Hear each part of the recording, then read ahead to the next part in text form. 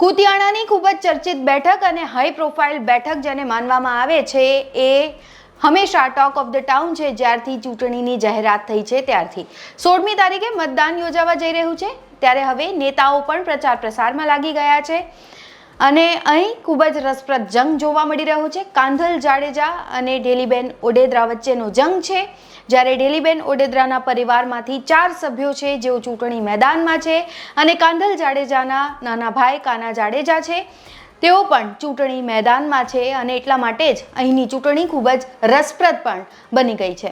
આ બધાની વચ્ચે મનસુખ માંડવિયા પણ પ્રચાર પ્રસારમાં જોડાય છે અહીંયા અને પહોંચે છે અને વાયદાઓ કરવામાં આવી રહ્યા છે। શું વચનોની લાણી આપવામાં આવી રહી છે સાંભળીએ। સાંસદનું પ્રત્યક્ષ જોવાનું છે, આપણે ગુડ ગવર્નન્સ આપવું છે, આપણે ઉત્તમ શાસન આપવું છે, ઉત્તમ સફળતાઓ આપવી છે, ઉત્તમ વ્યવસ્થાઓ આપવી છે। પૈસા ક્યાંથી લાવવા એ મારી જવાબદારી છે। સરકારમાંથી કોઈ પણ સુવિધા માટે થઈને મને બેન કહેતા હતા કે એક નાનું એવું રમત ગમતનું મેદાન મળી જાય ને તો એ જાહેરાત કરજો ને। મેં કહ્યું કે જાહેરાત તો ઠીક છે દોસ્તો, સુવિધાનો કોઈ અભાવ નહીં રહે એ મારી ગેરંટી છે। અમારે પ્લેગ્રાઉન્ડ જેટલું હોય તો હું રમત ગમત મંત્રી છું એ ચોક્કસ રીતે થશે। તમારા વિસ્તારમાં પણ અત્યારે તમે જ્યારે ચૂંટણીનો પ્રચાર કરતા હશો ને ત્યારે કોઈ કહેશે કે નાનું એક મારી ગટરનું કામ છે, અહીંયા થોડો રોડ બાકી રહી ગયો છે, એના માટે થઈને લાખ રૂપિયાની જરૂર છે, 2 લાખ રૂપિયાની જરૂર છે, 5 લાખ રૂપિયાની જરૂર છે।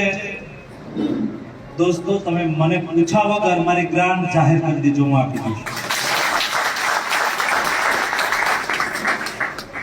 સુવિધા અને સફળતા ઉત્તમ થાય એના માટેનો પ્રયાસ કરવો છે।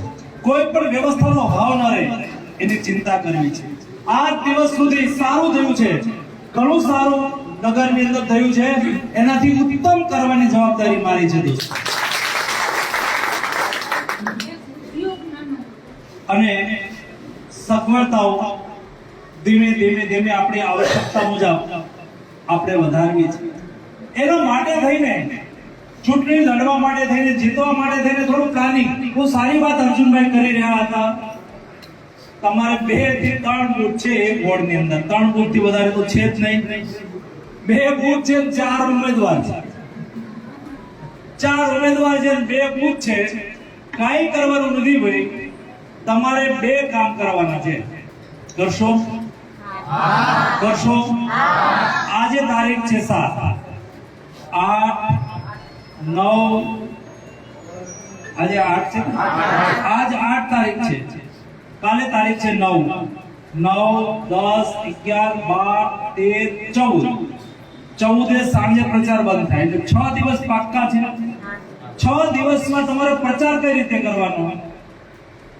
દરેક વોર્ડની અંદર નાના 3 બૂથના વોર્ડ છે, એકદમ સારી મેં જોયું રસ્તામાં તમે બધી જગ્યાએ ભાજપના ઝંડા લગાવી દીધા। એક કામ તો તમે કરી લીધું। બીજું કામ કરવાનું છે, 6 વોર્ડ 6 ડોલી બોલી મગાઈ લેવાના। સવારે 2 કલાક 9 થી 11 અને સાંજે 6 થી 5 થી 7, 5 થી 7 અને સવારે 9 થી 11, 2 કલાક, 2 કલાક સવારે 2 કલાક સાંજે। એક વોર્ડની અંદર મિનિમમ 100 લોકો સાથે 4 ઉમેદવારોએ આગળ ઢોલ વાગતો જાય, 100 લોકોનું ટોળું હોય, ઉમેદવારને પરિચય પત્ર હોય। એ તમારે નગરપાલિકામાં આગામી દિવસોની અંદર કરવાના કામો। ભીમભાઈ અને પ્રદીપભાઈ તમે પેલું બનાવી લેજો, સરસ પત્રિકા, અમે આવું કરશું એવી એક વચનની પત્રિકા બનાવી, મેનિફેસ્ટો બનાવી। અશોક એક પત્રિકા લઈને આગળ બધાને બાંટતા જાઓ, આગળ ઢોલ વાગતો જાય, ઉમેદવારો બધાને પ્રણામ કરતા જાય, ઘરે ઘરે દેતા જાય, આગળ વધતા જાય। 2 કલાકમાં 1-2 શેરી લેવાની, બપોર પછી 2 શેરી લેવાની। આટલું જ કામ કરવાનું છે। કરી શકાય? ઢોલ બોલ વાગવો જોઈએ। ફોટો પાડીને તમારે મને વોટ્સઅપ કરવાનો છે, કરશો? તમારો પ્રચાર 2 કલાક સવારે અને 2 કલાક સાંજે ઘરે ઘરે જઈને શેરીની અંદર ઢોલ વગાડતા નીકળવાનો છે। હા એક બીજું કામ કરવાનું છે તમારે બે બૂથની અંદર એક બૂથમાં લગભગ 30 પેજ હોય એક બૂથમાં 1000 થી 800 થી 1000 મતદારો હોય અને એક બૂથની મતદાર યાદીની અંદર 30 પાના હોય એક પાનામાં 30 મતદારો હોય એક પાનામાં 30 મતદારો હોય એ પાના જુદા પાડી નાખવાના છે. તો આ રિપોર્ટમાં બસ આટલું જ. ગુજરાતના તમામ મહત્વના સમાચાર જોવા માટે અને જાણવા માટે આપ જોડાયેલા રહો ગુજરાત તક સાથે. નમસ્કાર.